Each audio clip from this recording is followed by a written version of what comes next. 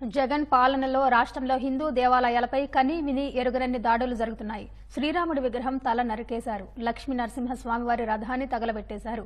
దుర్గమ్మ వెండి రథంలోని సింహాలను మాయం చేశారు. ప్రసన్న వెంకటేశ్వర స్వామి రథానికి నిప్పంటించేశారు. సీతమ్మ తల్లి విగ్రహ విధ్వంసానికి తెగబడ్డారు. గోవిందరాజుల స్వామివారి ఆలయంలో దోపిడీకి యత్నించారు. పదుల సంఖ్యలో ఆలయాలను తవ్వేశారు. వందల సంఖ్యలో దేవతా ప్రతిమలను ధ్వంసం చేసేశారు. హుండీలు కొల్లగొట్టారు. ఆభరణాలు దోచుకెళ్లారు.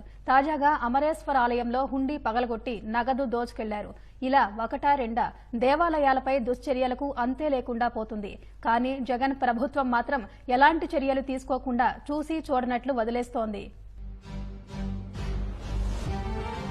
ఉభయ గోదావరి జిల్లాలకు సంబంధించి ఒక మాస్టర్ డెవలప్మెంట్ ప్లాన్ ప్రపోజ్ చేస్తా ఉన్నాం. అన్నవరం నుంచి జంగారెడ్డిగూడెం మధ్యాంజనేయ స్వామి వెంకటేశ్వర ఆలయం వరకు లక్ష్మీ నరసింహస్వామి ఆలయం దాకా దాదాపు 28కి పైగా క్షేత్రాలని ఆధ్యాత్మిక పర్యాటక రూట్ లాగా దీన్ని చేస్తే ఆధ్యాత్మిక పర్యాటక రంగం ఎంత అభివృద్ధి అవుతుంది. భక్తులు వెళ్తారు, 10 మందికి ఉపాధి అవకాశాలు వస్తాయి, కొట్లు పెట్టుకోవచ్చు, బోల్డంత మంది టూరిజం డెవలప్ అవుతుంది, టూర్ గైడ్స్ అవసరం అవుతుంది, హోటల్స్ అవసరం అవుతాయి. అందుకని భవిష్యత్తులో మన ఉభయ గోదావరి జిల్లాలకు సంబంధించిన ఈ మాస్టర్ ప్లాన్ లో ఇదొకటి.